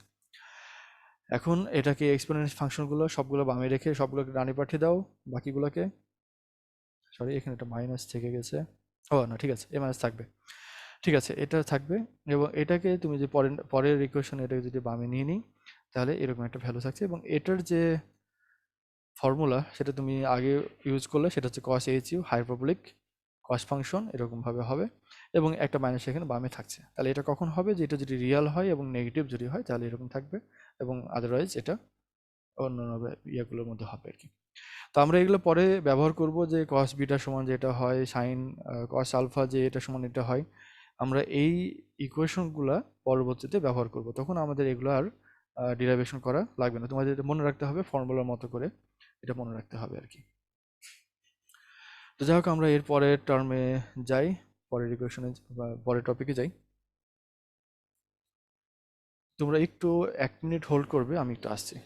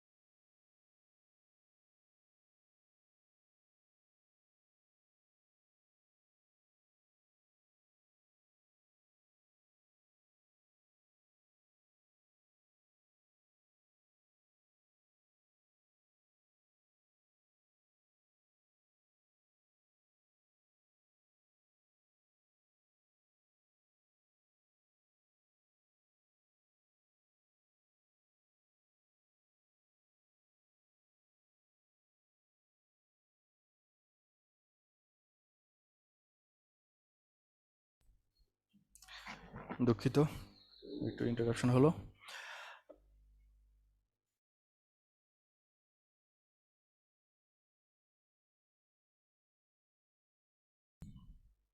আচ্ছা, এবার আমাদের ক্যারেক্টারিস্টিক ইম্পিডেন্স এবং প্রোপাগেশন কনস্ট্যান্ট টি সেকশন নেটওয়ার্কের জন্য, এটা যদিও আমাদের গত ক্লাসে হয়ে গেছিল, আমরা জাস্ট একটু রিভিউ করব। এটা আমাদের একটা টি সেকশন নেটওয়ার্ক এবং এর যে ভ্যালুগুলো এখানে হাফ জেড অন এখানে দুইটাতেই, এবং এখানে জেড টু। এটা কেন হয় আমরা বলেছি, কারণ এটা দুটো মিলে আমাদের এখানে জেড অন আমরা ধরতে চাই, এই কারণে এখানে হাফ হাফ করে নিয়েছি যাতে করে দুটো মিলে জেড অন হয় আর কি। তো এটা একটা ক্যারেক্টারিস্টিক ইম্পিডেন্স যদি হতে হয়, আমাদের এটার জন্য কন্ডিশন হলো যে এটার ইনপুট ইম্পিডেন্স এবং আউটপুট ইম্পিডেন্স সমান সমান হতে হবে আর কি। তো এটার জন্য আমরা যে কাজটা করব, সবপ্রথমে আমরা যে ক্যারেক্টার মানে এখানে যে এটা জেড, এটা যদি আমাদের টি সেকশন নেটওয়ার্ক যদি হয়, আমরা ধরে নেব সবপ্রথমে যেটা আউটপুটটা, এটা আমরা একটা টি জেড টি এরকম কোনো একটা ইম্পিডেন্স দিয়ে যদি এটাকে আমরা ক্লোজ করি, তাহলে এর যে ইনপুট থেকে দেখা যে ইম্পিডেন্সটা সেটা কেমন হবে, এটা আমরা আগে বের করব। তো এটাকে জেড টি মানে এখানে ধরে নাও যে জেড টি একটা ইম্পিডেন্স এখানে আছে অ্যাড করা, এবং এটাকে অ্যাড করে রেখে আমরা জেড ইন থেকে যেটা দেখব সেটা হলো জেড অন বাই টু, মানে হাফ জেড অন যেটা আর কি, এটা প্লাস এখানে এটা এবং এটা মিলে হয় সিরিজে, যেটা half Z on plus Z T, half Z on plus Z T series, এইটুকু অংশ। এবং সিরিজের থেকে যা হলো সেটা আবার এই জেড টু এর সাথে প্যারালাল, তাহলে এখানে সিরিজের থেকে যা হচ্ছে সেটা জেড টু এর সাথে প্যারালাল, এই কারণে আমরা এরকমভাবে মাল্টিপ্লাই করে আবার নিচে যোগ করেছি। এই ফর্মুলা তোমরা জানো। এখন এটা জেড টিটা এখানে এখানে যেটা দেখবো, এটা ক্যারেক্টারিস্টিক ইম্পিডেন্স যদি হতে হয়, তাহলে জেড টি এবং জেড ইন অবশ্যই সমান হতে হবে। এই কারণে আমরা যেটা এখানে বললাম তারপরে, যে জেড ইন এবং জেড টি এখানে সমান, এবং এটাকে আমরা জেড টি জেড ইন কোনোটাই আর না রেখে এটাকে আমরা কমনভাবে জেড কে বলবো, যেটা আমাদের ক্যারেক্টারিস্টিক ইম্পিডেন্স জেড কে। তো এই জেড ইন এবং জেড টি সবগুলোকে আমরা উঠিয়ে দিয়ে যদি আমরা এখানে জেড কে লিখে দিই, তাহলে আমাদের এখন উভয় দিকে সমান হয়ে গেল। এখন দেখো, একটা কনফিউশন হতে পারে যে আমরা এখানে যে জেড টিকে এখানে বসালাম ইচ্ছা মতো, আবার জেড ইন সমান এটা বললাম, এটা কেন? কারণ হলো আমাদের জেড ইন এবং জেড টি এটা উভয় দিক থেকে দেখে আমাদের সমান হতে হবে, এবং সমানটা কেমন, এটা জেড কে হতে হবে। দেখো আমরা এখানে জেড টি যেটা একটু আগে ধরে ধরে নিয়েছে যে আছে, সেটা পরের এই টার্মে এসে কি হলো যে এখানে আসলে এটা এই এর সমান হয়ে গেল। তাহলে এখানে আমাদের আলটিমেটলি এখানেও আমরা একটা আছে ধরে নিতে পারি, এখানে একটা আছে ধরে নিতে পারি, এবং এটা কতখানি আছে সেটা হলো যে জেড কে পরিমাণে, এবং এই জেড কেটা কত সেটাই আমরা বের করব, যে জেড কে ভ্যালুটা কত হয়, ক্যারেক্টারিস্টিক ইম্পিডেন্সটা কত হয়। এর জন্য আমরা এটাকে পরে ক্যালকুলেশনটা করবো কি, এটাকে তুমি গুণ করে দাও ইয়ে থেকে সবগুলো টার্মে গুণ করে দিলে আমরা যেটা তারপরে পাবো, এটা আর ডিটেলস মনে হয় বলার দরকার কি নাই মনে হয় সম্ভবত, তোমরা একটু করে নিবে। আমাদের এখানে যে বই থেকে আমরা করেছি, যে গুপ্তা কুমারের বইটা, ওখানে অনেকগুলো স্টেপ জাম্প করা আছে। তো এখানে আমি কোনো স্টেপ জাম্প করিনি, তোমাদের একদম সুবিধা যাতে হয় প্রত্যেকটা স্টেপ বাই স্টেপ আমি করে রেখেছি, এটা একটু তোমরা দেখলেই বুঝতে পারবে। তো যেটা এটা দিয়ে একে গুণ করা হলো, প্রত্যেকটা টার্মকে গুণ করার পরে তুমি যেটা পাবে জেড কে জেড টু, তারপরে একে গুণ করো, তাহলে এখানে z K Z one by two, একে গুণ করো তাহলে জেড কে স্কোয়ার, একে গুণ করো তাহলে Z K into Z two by two, এটার সাথে এটা তাহলে Z one square by four, এর সাথে এটা তাহলে Z one Z K by two plus Z two Z one, বা মানে আগে রেখেছি আর কি, এটাকে গুণ করে divide by two plus Z two Z K. এখন এই যে টার্ম ইয়েগুলো ছিল, প্রত্যেকটা টার্ম থেকে আমাদের যেটা বের করা দরকার সেটা হলো যে জেড কে এর ভ্যালুটা কত হয়। তার আগে আমাদের যেটা কাটাকাটি যায় সেটা কাটাকাটি করে ফেলো, যেখানে যে Z K Z one by two, এখানেও Z K Z one by two, এটা কেটে যায়। তারপর এখানে জেড টু জেড কে, এখানে জেড টু জেড কে এটা কেটে যায়, এবং তারপরে যেটা থাকবে সেটা শুধুমাত্র এখানে এই বাম দিকে থাকবে হলো জেড কে স্কোয়ার, এবং ডান দিকে যেটুকু অংশ থাকছে যে জেড ওয়ান জেড টু এবং z one square by four, এই টার্মটা শুধু এখানে থাকছে। এটা স্যার এখানে z one by half two না হয় কেন sir? Z one by two কেন না হয়, মানে এটা হাফ আমরা নেওয়া হয়েছে এখানে দুইটাই। এটাই যেটা বললাম যে তোমার এখানে এটা হলো উপরে সিরিজ আর্ম, এই সিরিজ আর্মে টোটাল ইম্পিডেন্স আমরা জেড ওয়ান রাখতে চাই, শান্ট টার্মে টোটাল ইম্পিডেন্স আমরা জেড টু রাখতে চাই। এটা করার জন্য যেভাবে ধরা দরকার আমরা এইভাবে ধরে নিই, যাতে আমাদের ক্যালকুলেশনটা সহজ হয়। বুঝছো? তাহলে এখানে আমাদের যেটি এটা সিরিজ আর্ম আছে দুইটা, তাহলে তুমি যদি সিরিজ আর্মের ইম্পিডেন্স যদি জেড ওয়ান রাখতে চাও, তাহলে প্রত্যেকটা সিরিজ আর্মের ভ্যালু কত হবে, যেহেতু দুইটা আছে তাহলে জেড ওয়ান বাই টু করে হবে, এবং শান্ট টার্ম যেহেতু আছে একটাই এবং এটা শান্ট হিসাবে আছে, তাহলে এখানে তুমি একটা জেড টু রাখলেই হচ্ছে। এটা যদি প্যারালাল নেটওয়ার্ক যদি হতো, প্যারালাল নেটওয়ার্ক হলে আমাদের এখানে দুইটা শান্ট টার্ম থাকতো, তখন আমরা যদি শান্ট টার্ম প্যারালাল হচ্ছে এবং আমরা জানি যে প্যারালাল হলে এটা ইম্পিডেন্স বা রেজিস্ট্যান্স যেটাই বলো হাফ হয়, তাহলে আমরা এখানে তখন এটাকে 2Z2 ধরে নিতাম এবং উপরে একটা সিরিজ আর্ম থাকতো, এটাকে আমরা Z1-ই রাখতাম। এটা আমরা পরে করব, এটা একটু দেখবে, বুঝছো? জি স্যার, বুঝতে পারছি। হ্যাঁ, আচ্ছা। তাহলে এখন এই যে ZK ইকুয়ালস টু এটা হচ্ছে আমাদের, এখন তুমি ZK কে রাখো বামে, স্কোয়ার রুট করে দাও, তাহলে Z1 Z2 into z one square by 4, এটা আমাদের হচ্ছে টোটাল ক্যারেক্টারিস্টিক ইম্পিডেন্স, এটা টি সেকশন নেটওয়ার্কের জন্য। এবং এটাও আমাদের একটা গুরুত্বপূর্ণ ইকুয়েশন, আমাদের সম্পূর্ণ ফিল্টার থিওরিতে এটা আমাদের ভালো মতো মনে রাখতে হবে। তো যাই হোক, আমরা এটা বোল্ড করে দিতে পারতাম, কিন্তু আমরা বোল্ড করব না, কারণ ভেক্টর হিসাবে আবার একটু কনফিউজড হয়ে যেতে পারো। আমরা এটা ভেক্টরের কোনো ব্যাপার এখানে নাই আর কি, আমরা এই কারণে বোল্ড টোল এখানে যাচ্ছি না, জাস্ট কালারটা একটু চেঞ্জ করে দিলাম, এটা দেখে একটু মনে রাখবে। তো ইটারেটিভ ইম্পিডেন্স যেটা আমরা বললাম, ক্যারেক্টারিস্টিক ইম্পিডেন্সের আর একটা নাম হলো ইটারেটিভ ইম্পিডেন্স। এখন এটার ক্যারেক্টারিস্টিক ইম্পিডেন্স আমরা বের করলাম, আমাদের আর একটা অপশন ছিল হেডিংয়ে, সেটা হচ্ছে ক্যারেক্টারিস্টিক ইম্পিডেন্স এবং সেটার প্রোপাগেশন কনস্ট্যান্ট। এই প্রোপাগেশন কনস্ট্যান্টের জন্য আমাদের ইনপুট এবং আউটপুটের কারেন্টের ভ্যালুটা কেমন এটা আমাদের আগে জানতে হবে। তাহলে এখানে ইনপুটের কারেন্ট এবং আউটপুটের কারেন্ট এটা দিয়ে যদি আমরা মানে একটা রেশিও নিই ইনপুট বাই আউটপুট কারেন্ট, তাহলে আমরা প্রোপাগেশন কনস্ট্যান্টটা পেয়ে যাব। তো এই জন্য আমরা যে কাজটা করব, আমাদের এই যে ক্যারেক্টারিস্টিক ইম্পিডেন্স যেটা আমরা বের করলাম, ওই একই ইম্পিডেন্সের ভ্যালু আমরা এখানে ইনপুটে এবং আউটপুটে যোগ করব, এবং সাথে একটা কারেন্ট সোর্স ইএমএফ সোর্স আমরা এখানে একটা অ্যাড করবো আর কি। তাহলে এটাকে অ্যাড করার পরে আমাদের এখানে যে কারেন্টটা ফ্লো করছে এই ইনপুটে, সেটা হচ্ছে আমাদের এখানে আয়ন, এর মধ্যে দিয়ে আয়ন পরিমাণ কারেন্ট ফ্লো হলো। তারপরে Z2 এর মধ্যে দিয়ে কিছু একটা অংশ গেল, তাহলে এটা মডিফাইড হয়ে এখানে এটা I2 হয়ে এ ব্রাঞ্চের মধ্যে I2 এবং এ ব্রাঞ্চের মধ্যে I2 হয়ে গেল, এবং পরে এই I2 এবং এখানকার যে ব্রাঞ্চটা আসছিল সেটা মিলে আবার টোটাল I1 হয়ে সোর্সে ফিরে আসলো। টোটাল কারেন্টের পাথ হচ্ছে এটা।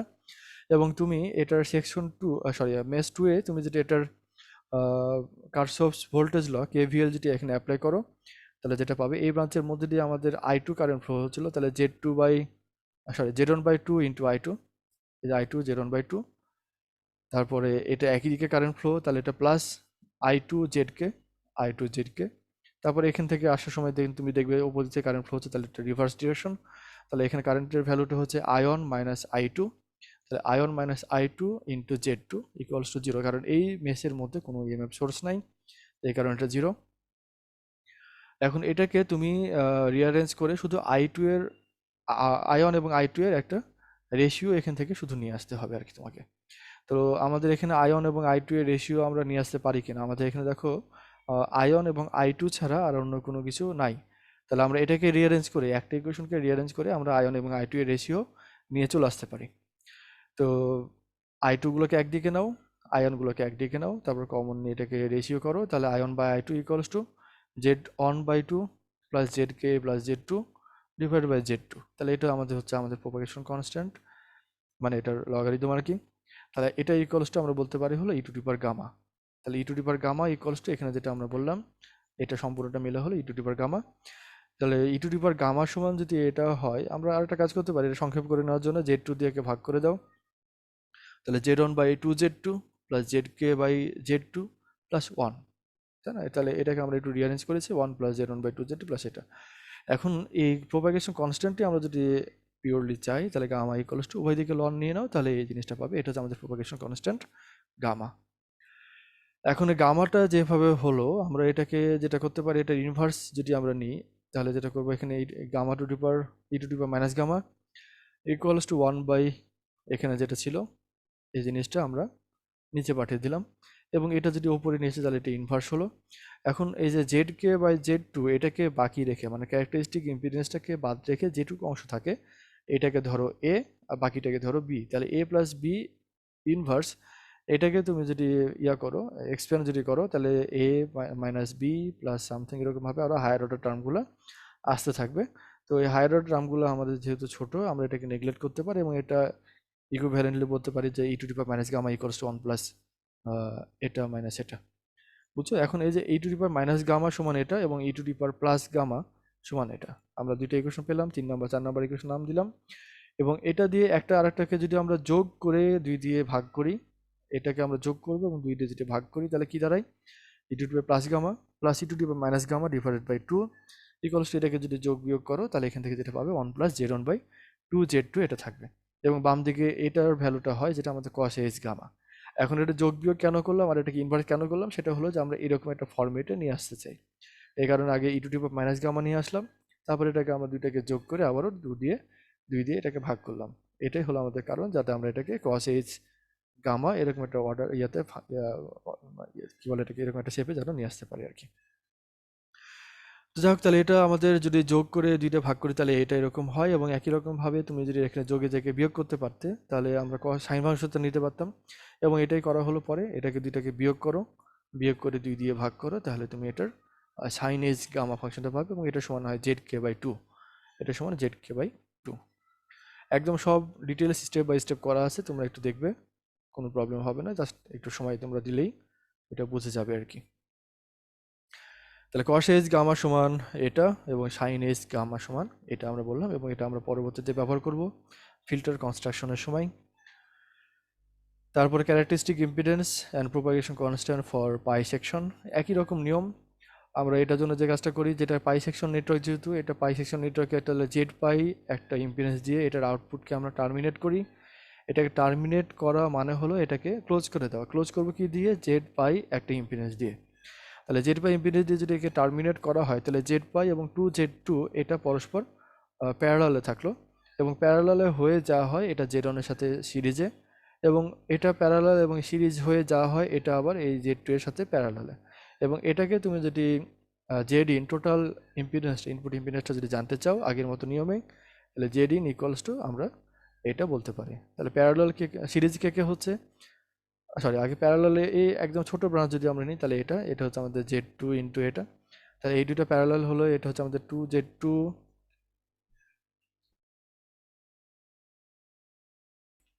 সরি, তাহলে এটা 2z2 into Z pi divide by 2z2 plus Z pi, এইটুকু অংশ মিলে হচ্ছে আমাদের এই ছোট অংশের প্যারালালটা হলো। এর সাথে তুমি জেড ওয়ানকে সিরিজ করো, তাহলে parallel plus z one series, তাহলে এইটুকু অংশ হলো এইটুকুর ইকুইভ্যালেন্ট রেজিস্ট্যান্স।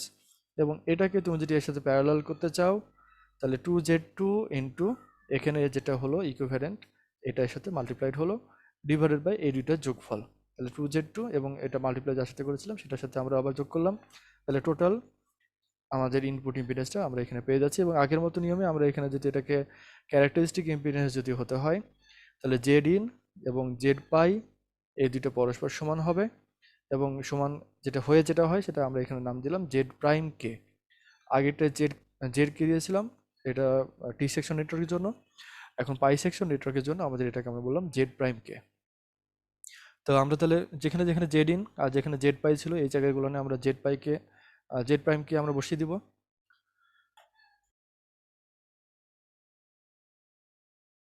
তাহলে জেড প্রাইম কে আমরা যদি বসিয়ে দিই তাহলে যেটা হবে 2z2 প্লাস, মানে এখানে যা ছিল সবই একই, শুধু জেড পাই জায়গায় জেড প্রাইম কে, এই এখানে জেড প্রাইম কে জেড প্রাইম কে জেড প্রাইম কে আর এখানে জেড প্রাইম কে, এটা আমরা এখানে জাস্ট বসিলাম, টোটাল ইকুয়েশন একই আছে।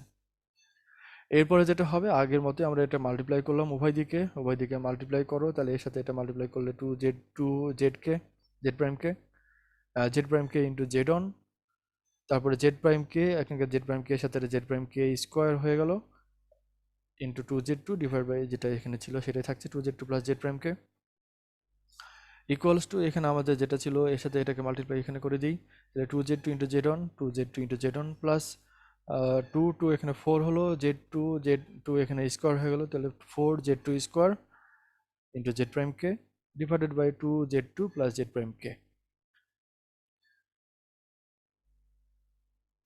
আচ্ছা,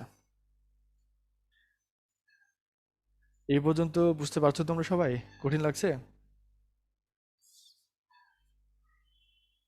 স্যার কঠিন তো স্যার হিসাবটা বড় হবে, একে ডাইরেক্ট যদি বসায় তাহলে সমস্যা আছে। ডাইরেক্ট তুমি যদি বসাতে পারো তাহলে সমস্যা খুব বেশি নয়, তবে খুব বেশি শর্ট করা যাবে না, তুমি 2-1 লাইন জাম্প করতে পারো। আমার হতে পারে আমরা এখান থেকে আমরা এটাকে মাল্টিপ্লাই করছি, আমরা এই লাইনটা লিখলাম না, সরাসরি এই লাইন লিখে দিলাম, এটা হতে পারে, কোনো ব্যাপার না, তুমি যদি ঠিক করতে পারো। তবে তোমার হিসাবে সুবিধার জন্য তুমি এটা যদি করে দেখো তাহলে দেখবে যে যেটুকু তুমি সময়টা তুমি ক্যালকুলেশন করে কাটাচ্ছ, এখান থেকে এটা আমরা কিভাবে লিখবো, ওইটুকু সময় তোমার এটা লেখা হয়ে যাবে এবং জিনিসটা অ্যাকুরেট হবে। তো আমার সাজেশন থাকবে তুমি স্টেপ বাই স্টেপ এখানে যেভাবে আছে সেভাবে করার চেষ্টা করো, সময়টা যাতে কম লাগে আর কি, এবং ভুলটা যাতে কম হয়। কারণ তুমি একবার এখানে বসানোর পর আবার ঠিক হলো কিনা আবার চেক করলে, এই ক্রস চেক করতে যেয়ে বসাতে যেয়ে অনেক সময় নষ্ট হয়ে যাবে পরীক্ষার সময়। তো তার থেকে আমাদের এখানে দুই আমি লাইন যদি বলতেছি আমরা বেশি ডাইরেক্ট লিখি, জেড প্রাইম কে লাগবে ওইটা বলতেছে, ডাইরেক্ট জেড প্রাইম কে ওই ওই লাইনটা তো লিখি এটা এখান থেকে না লিখে, না, না যে দ্বিতীয় লাইনের পরে ডাইরেক্ট লাগবে Z prime K equal to √4 z1 z2 square.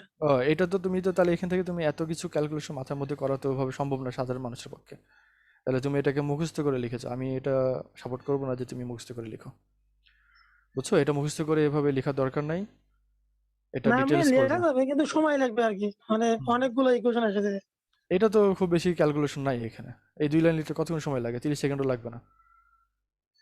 আমি বলছি বলে তোমাদের এখানে বেশি বড় বলে মনে হচ্ছে, খাতা কলমে করতে যাও দেখবে একদম সহজ, অল্প সময়ের মধ্যে হয়ে যাবে। এবং এখানে যেটুকু তুমি খাতা কলমে লিখলে যতখানি হয়, দেখো এটা এত ফাঁকা করে লেখা, খাতা লিখলেও এর থেকে বড় হওয়ার কথা না, এরকমই পেজ লাগবে, বুঝছো? তো এটা নিয়ে টেনশনের কিছু নাই, তোমরা এখানে এগুলো করবে এবং এভাবে লিখবে একদম। এই স্টেপ এতখানি জাম্প করে এটা করে দিলে তাহলে আমার এই কষ্ট করার কি দরকার ছিল? আমি তাহলে বলতাম যে তোমরা তাহলে এটা এটা থেকে এটা ক্যালকুলেশন করে নিও, এভাবে করো তোমরা। আমি এটা করে দিলাম এই কারণে যাতে তোমরা বুঝতে পারো এবং খাতায় যাতে এটা মুখস্থ না করে বুঝে লিখো। যাক, তাহলে আমরা এখান থেকে বাকিটা যেটুকু মাল্টিপ্লিকেশন ছিল, যেটু এই নিচের অংশটার সাথে এটা দিয়ে এবার এগুলো সবগুলোকে মাল্টিপ্লাই করে দাও, এই নিচের এটা দিয়ে সবগুলোকে মাল্টিপ্লাই করে দাও, তাহলে এটা থাকবে। এবং কাটাকাটি যেটা যাচ্ছে এটা কাটাকাটি করে দেওয়ার পরে জেড কে প্রাইম স্কোয়ার এটা আমাদের কমন যাবে, কমন গেলে পরে z1 plus 4z2 equals to 4z1 z2 square এটা থাকছে। জেড প্রাইমকে এটাকে বামে বামে রেখে সবগুলো পাঠিয়ে দাও, তাহলে তুমি ফাইনালে যেটা পাবে এটা আমাদের জেড প্রাইমকে ইকুয়ালস এটা, যেটা আমাদের পাইসেকশন নেটওয়ার্কের জন্য ক্যারেক্টারিস্টিক ইম্পিডেন্স। এবং এটা একটা ফর্মুলা হিসেবে মনে রাখতে হবে, আমরা পরবর্তীতে ব্যবহার করবো আবারও। এখন এটাকে আরেকটু আরেক স্টেপ করা যায়, সেটা হলো যে এখানে Z2 যেটা আছে 4z2, এই 4z2 দিয়ে যদি এটাকে ভাগ করো উপরে নিচে, তাহলে এটা চলে আসে 4z2। কেন? কারণ ওখানে যে 4 আছে এবং উপরে যে z2 স্কোয়ার আছে এটাকে আমরা রাখতে চাচ্ছি না, এই কারণে 4z2 দিয়ে একে ডিভাইড করো, তাহলে এটা আসে। তবে আমরা পরবর্তীতে আমরা এটা আবার একটু ব্যবহার করব, এই এই যে স্টেপটা ছিল এটা আমরা পরবর্তীতে এক জায়গাতে ব্যবহার করবো আর কি। এখন আমাদের ক্যারেক্টারিস্টিক ইম্পিডেন্স হলো প্রোপাগেশন কনস্ট্যান্ট আমাদের বের করতে হবে, এটার জন্য আমাদের I1 এবং I2 জানা দরকার। কিন্তু আমাদের এই সময়ে একটু মডিফিকেশন হবে আগেরটার থেকে। সেটা হলো যে আমরা আগে যেরকম করেছিলাম যে ইনপুটে আমরা যে জেড প্রাইমকে ক্যারেক্টারিস্টিক ইম্পিডেন্স দিয়ে এটা টার্মিনেট করব, আউটপুটকেও ক্যারেক্টারিস্টিক ইম্পিডেন্স দিয়ে টার্মিনেট করবো এবং এর মাঝে একটা ইএমএফ সোর্স লাগাবো। তাহলে এইভাবে লাগানোর পরে দেখা গেলো সার্কিটটা ঠিক এরকম হয়ে যাচ্ছে। তাহলে এখানে কারেন্টটা আগে টি সেকশন নেটওয়ার্কের জন্য এই একটা ব্রাঞ্চে ডিভাইড হওয়ার স্কোপ ছিল, কিন্তু এখানে পাই সেকশন হওয়ার জন্য কারেন্টটা এখানে দুইটা ব্রাঞ্চে এখানে ডিভাইড হতে পারছে। তাহলে প্রথমে আয়ন যেটা গেল সেটা যে এই ব্রাঞ্চে একবার এখানে চলে যেতে পারছে কিছু অংশ, বাকিটা যে এখানে আমরা এটা নাম দিলাম আই, এবং এই আইটা যে আবার এখানে আরেকবার মডিফাই হলো হয়ে এটা হলো I2। তাহলে এখানে এটা এইটুকুর মধ্যে দুইবার মডিফাই হচ্ছে বলে আমাদের এখানে ইকুয়েশনটা দুইটা আসবে। তো দেখি কিভাবে হয়। তাহলে এখানে আমাদের মোট সেকশন বা মেশ হলো আমাদের এখানে মূলত তিনটা, এটা একটা, এটা একটা, এটা একটা। এর মাঝে এইটুকু অংশে আমরা যদি কারশফস ভোল্টেজ ল অ্যাপ্লাই করি, তাহলে I2 ফ্লোটা হচ্ছিল এইদিকে, I2 জেড প্রাইমকে মাইনাস, এটাতে কারেন্ট যেটা আসছিল এটা উল্টা দিক থেকে, এই কারণে আমাদের এখানটা মাইনাস থাকবে, এবং এটা ভ্যালু হচ্ছে I মাইনাস I2, তাহলে I minus I2 into 2Z2, এটা রেখে মাল্টিপ্লাই করো ইকুয়ালস টু আমাদের 0, কারণ এই ব্রাঞ্চের মধ্যে আমাদের কোনো ইএমএফ সোর্স নাই। তাহলে এটা থেকে তুমি যদি একটু রিঅ্যারেঞ্জ করো তাহলে এখান থেকে তুমি পাবে হলো I2 ইকুয়ালস টু এই রিঅ্যারেঞ্জ করে সবগুলোকে ডানে পাঠিয়ে দাও, তাহলে এরকম একটা ভ্যালু আসে। এবং এর মধ্যে দেখো এটা একটা টার্ম চলে আসছে, চলে আসছে। তো এটা আমাদের একটা ইকুয়েশন নাম্বার দিয়ে রাখি। তারপর 2 নম্বর সেকশনে আমরা যদি কারশফস ভোল্টেজ ল যদি অ্যাপ্লাই করি, তাহলে এই ব্রাঞ্চের মধ্যে দিয়ে কারেন্ট ফ্লো হচ্ছে তাহলে জেড অন প্লাস এর মধ্যে দিয়ে কারেন্ট ফ্লো হচ্ছে এটাতে যতখানি বেঁচে গেল, মানে I মাইনাস I2, তাহলে I minus I2 into 2Z2 এটাতে। তারপর উল্টা এখান থেকে আসো, তাহলে উল্টা দিকে কারেন্টটা আসছে, তাহলে এখানে কারেন্টের ভ্যালু হচ্ছে I1 মাইনাস I, তাহলে I1 minus I into 2Z2, এবং এটা যেহেতু রিভার্স ডিরেকশনে এই কারণে মাইনাস ইকুয়ালস টু 0।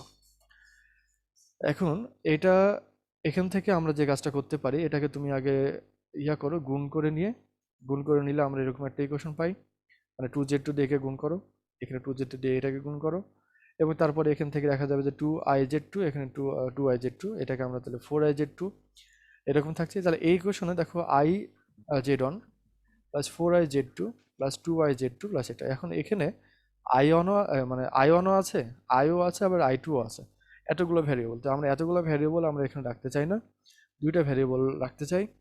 তাহলে আমাদের যেটা i2 ছিল, এই i2 এর ভ্যালুটা ওই ইকুয়েশন থেকে নিয়ে আমরা এখানে যদি বসিয়ে দিই, তাহলে একটা ভ্যারিয়েবল আমাদের চলে যাচ্ছে, তাহলে এখানে শুধুমাত্র আয়ন এবং i2 টার্মে থাকবে। তো সেই কাজটা আমরা করেছি, i2 এর জায়গায় আমরা এই ভ্যালুটা বসিয়ে দিলাম, এবং বসিয়ে দিয়ে আমরা এরকম একটা ইকুয়েশন এখানে পেলাম আর কি। এটাকে এখন এই যে Z prime k plus 2z2 এটা দিয়ে মাল্টিপ্লাই করো চারিদিকে। কেউ কিছু বলছো?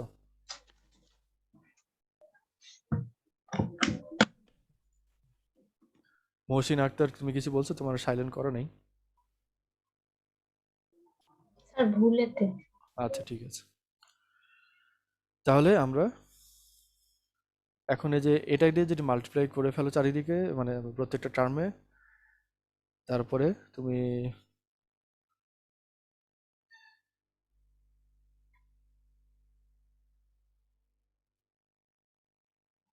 হ্যাঁ, তাহলে এটা মাল্টিপ্লাই করে তারপর এখানে আমরা আবার আই কমন নিয়েছি, বুঝছো? তাহলে এখানে আইকে কমন নেওয়া হলো এবং একসাথে মাল্টিপ্লাই করে নিয়েছি। আমরা এখানে একটা স্টেপ জাম্প করেছি, এটা না বোঝার মতো কিছু নাই।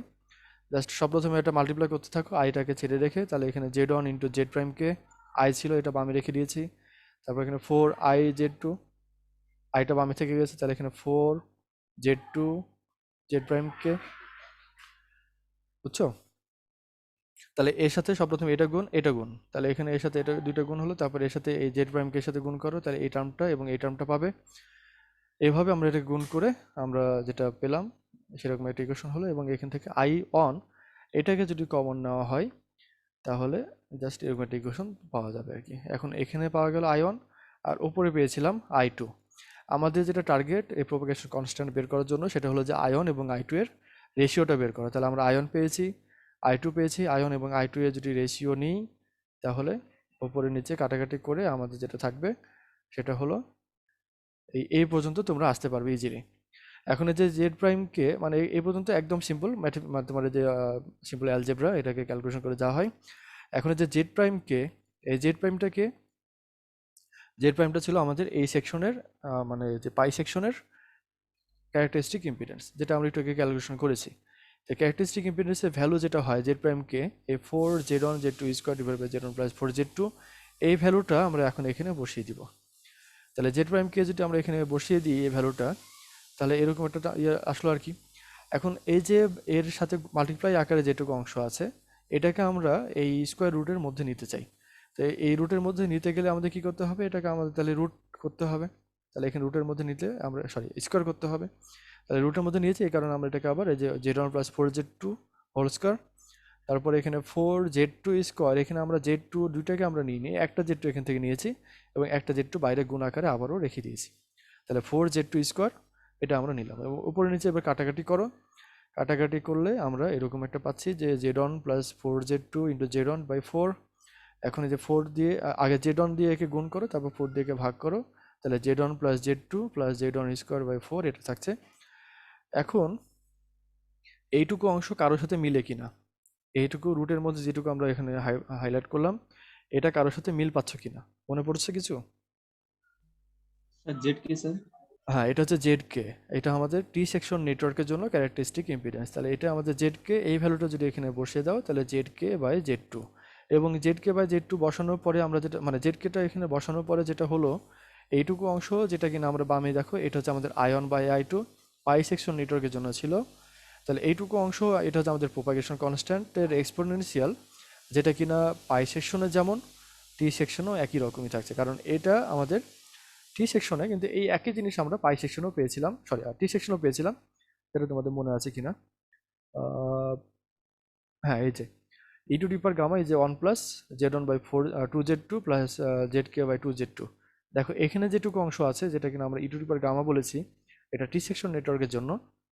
এটাই আমাদের এখানে আমাদের যেটা হলো পাই সেকশন নেটওয়ার্কের জন্য একই জিনিস আমাদের চলে আসলো যে Z1/2 Z2 প্লাস ZK/Z2।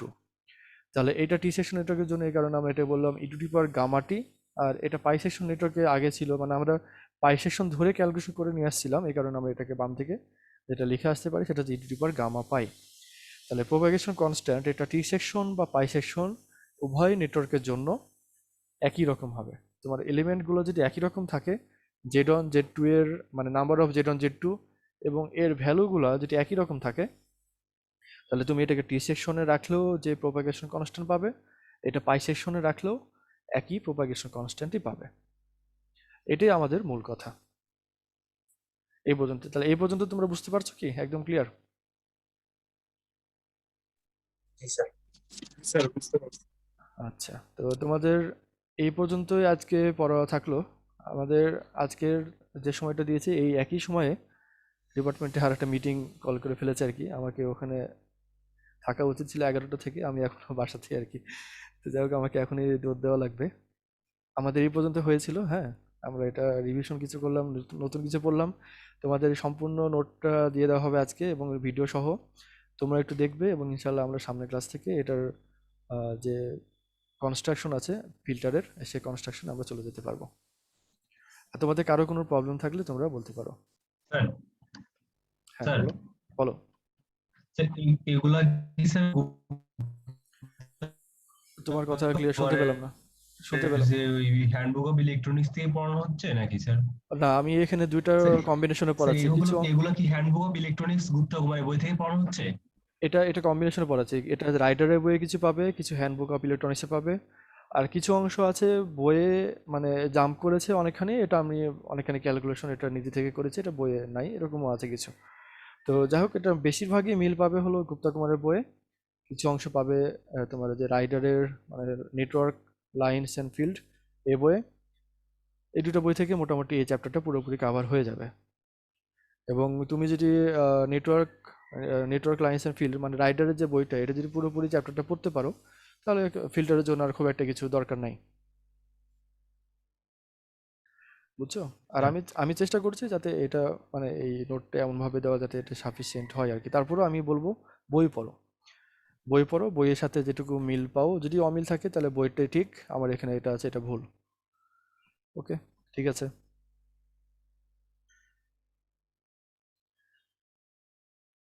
কোনো কোশ্চেন আছে আর?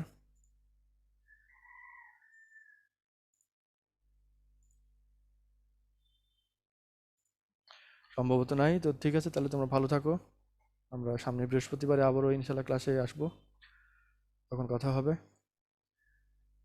তো ঠিক আছে, আল্লাহ হাফেজ।